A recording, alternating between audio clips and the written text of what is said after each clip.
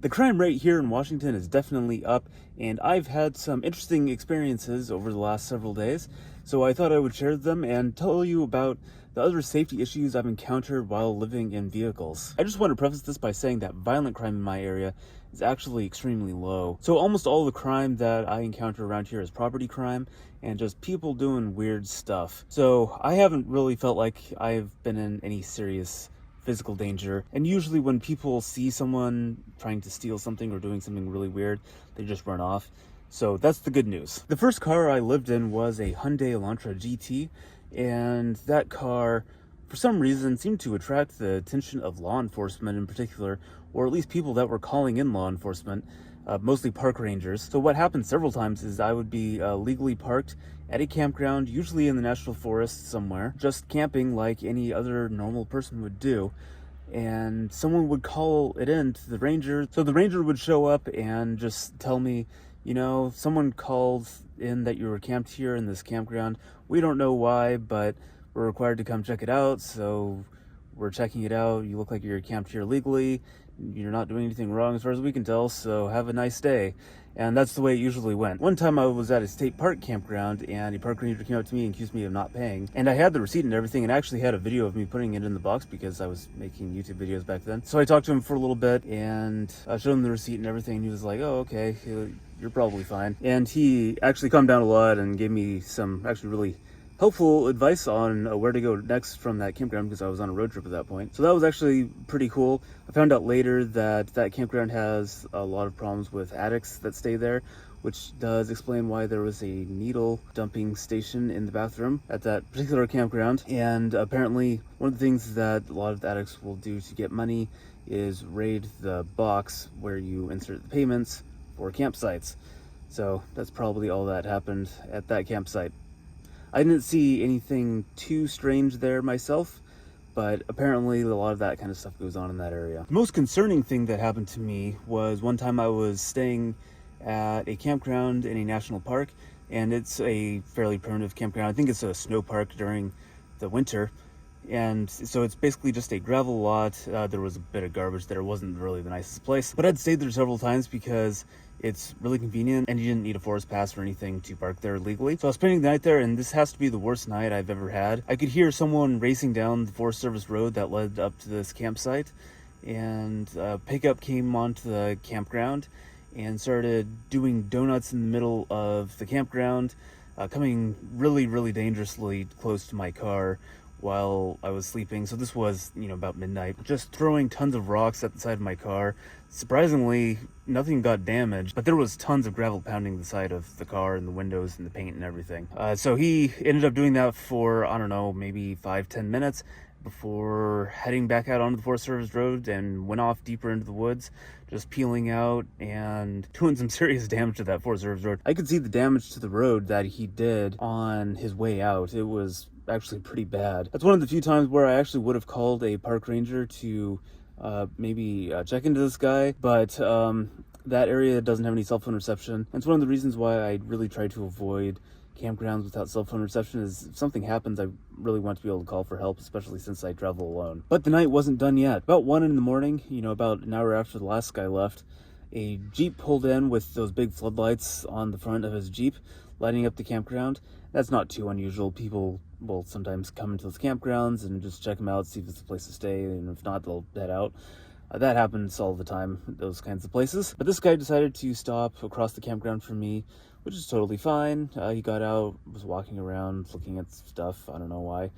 People do that all the time. Not a big deal. A little weird at 1 in the morning, but I've seen it there before. And I could see he was looking at my car. He had one of those headlamps on, and so it was shining on my car through my windows, and I was like, oh, this is kind of weird.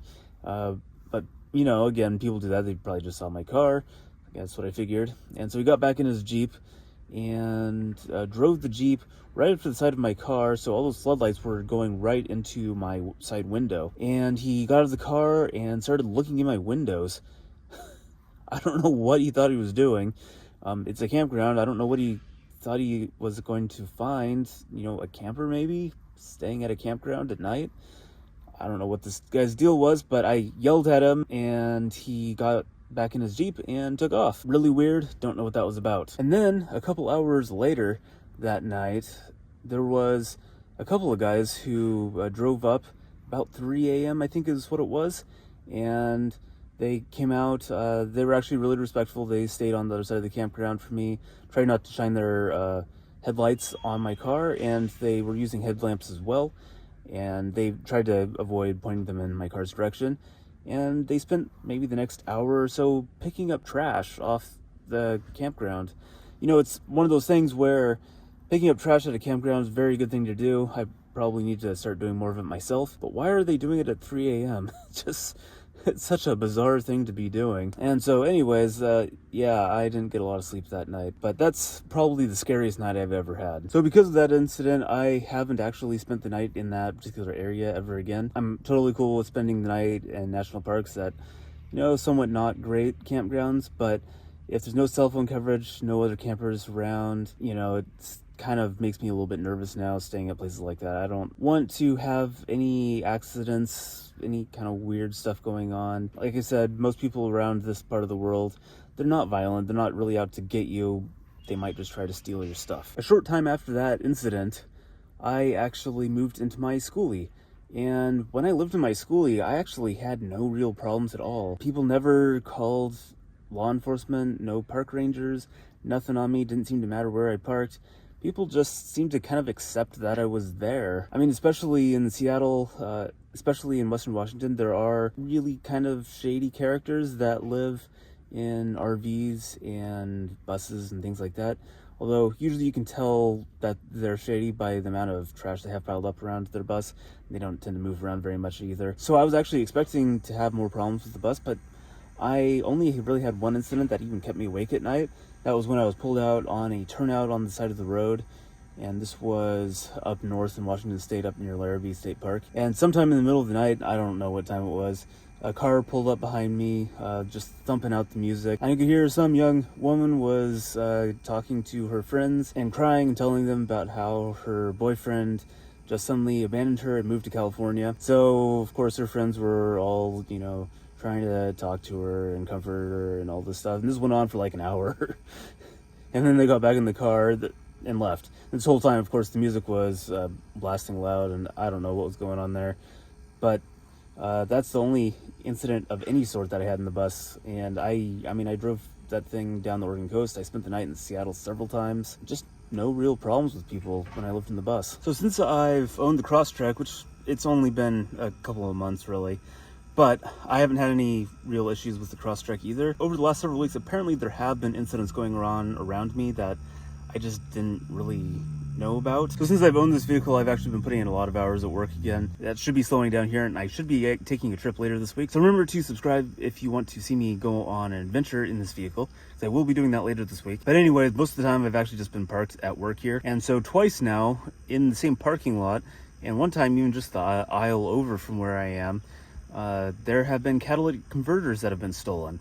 So the first time I think it was on the other side of the parking lot, and I didn't hear anything at night. The second time was actually just a few days ago, and it was a really noisy night. They're building a new building next door. It's another Amazon warehouse of some sort, and sometimes they'll spend the entire night doing something or another on the construction site, and it was noisy.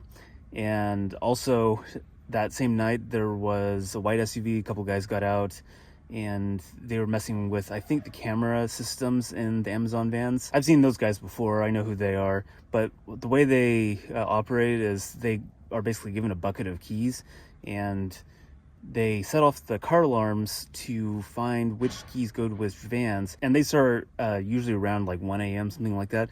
And this isn't the first time I've encountered these guys. They've done this at other parking lots before. So I'll wake up at 1 a.m. and hear just van alarms going off all around me. And once they figure it out, whatever they're doing, they're usually pretty quiet. You hear some tools running or something like that. But apparently earlier in the evening, someone just the aisle over from me had taken a catalytic converter off one of the work vans and cut the fuel lines and stuff. My dispatcher told me it was something like $16,000 worth of damage. I didn't hear a thing. I don't know if it was just all the other noise that was going on around me that I didn't hear it, but it wasn't very far away from where I was sitting. Apparently the Amazon dispatcher for that company actually caught the guy in the act and he jumped in his car and ran off. So I don't know whatever happened to that, but definitely sketchy things going on in the parking lot. I should point out though that I'm not always alone in this parking lot. There are other coworkers that I have that sometimes will spend the night. Sometimes they're from this company, sometimes there's another company. I think it's just one other guy that sometimes spends the night here. But there was someone actually that night where the catalytic converter got stolen right near where I was. And as far as I'm aware, they didn't hear anything either. So really kind of weird stuff going on. But that leads me to some of the safety things that I've kind of learned over the last couple of years. Some of the things that just kind of kept people away from my car and probably helped keep me safe. So the first thing that I think is really important to know when you're camping in a car is that there really isn't such a thing as stealth camping, in my opinion anyways. I used to live in an apartment on the beach, and there were people who would try to stealth camp in that neighborhood all the time. We all knew who they were. Those were the cars we weren't familiar with in that area, and some people would stay there for longer periods of time. We knew who they were. As long as they weren't causing any problems, it wasn't a big deal. The fact is, you're not really fooling anyone. What you can do, of course, is make it so people don't necessarily know if you're in the car at the time. So things like tinted windows help. So my Crosstrek does have tinted windows. I have window coverings of various sorts around all my windows, so that helps as well. It kind of lets people know that, you know, someone could be in that car, and most thieves, especially around here, they'd rather not really interact with people. They'd rather just steal and, you know, get those catalytic converters or break into someone's car and just steal some stuff. And having people around just complicates things, I think, for those kinds of people. Those kinds of people tend to just move on to other easier targets that don't involve people. There's so many cars parked around everywhere. There's no reason to break into a car where there might be someone in it. As far as keeping the neighbors off your back, the best thing I think you can do is just keep a very clean, respectful space. Don't overstay your welcome. I think it's best if you're parked on the street somewhere, you don't spend tons of time outside of sleeping hours on there. You just park, sleep, and go somewhere else in the morning. And since I don't have a bathroom in here, that's kind of how it has to work anyways. It's one of those things where, you know, people might know that you're sleeping in your car, yeah, but they don't care because you're being respectful, you're not causing any problems, and it's just way more trouble calling the police, law enforcement, or whatever. And also, I try not to spend the night too many times in one spot if I'm sleeping on the side of the road somewhere. If I'm in a campground, you know, whatever, I don't care. I'll spend as many nights as I'm legally allowed to there, because why not? Some other things that I do is I always keep my phone and keys handy. So if I need to get out of there because the situation is unsafe, I can easily. Also, making sure that I can easily jump in the front seat if I need to is really important. I've never had to do that, but it's just something that I want to make sure that I can do if I need to. I also always keep my cell phone on me, so that way if I see something going on that's really bad, I can always take pictures or video or whatever, and I can also call for help if I have to, but obviously I'm not going to do that unless it's really important. Another thing that I think is really helpful with safety when you're living in a vehicle is, I mean, you're mobile, you have wheels. There's no reason why you have to park in any specific spot. So if you're scouting out a potential place to park for the night and it doesn't look safe, just don't park there. If you choose somewhere that you think is safe and you get there at night and at some point you change your mind, things just don't look good, move. There's no reason why you have to stay in one spot. I have actually rejected places to camp because I just didn't feel safe there. And I think that's just something that's really important to remember. You can always move. And also, at least for me, I try to stay in places that have at least some cell phone coverage. It kind of depends on where I am. If I am off in the woods in a really remote location where I just don't think there's going to be a lot of people, and the only people that are around are pretty benign kinds of people, I might choose a campsite like that. But in general, I don't want to be in a place where I can't contact the outside world, especially as a solo traveler. So that has been my experience with weird things going on around me while I live in my car. Those are my experiences with weird things going on around my car. I'd love to hear your stories in the comments down below as well. If you'd like to see the video where the park ranger couldn't find my $20 campground fee, feel free to check out this video over there.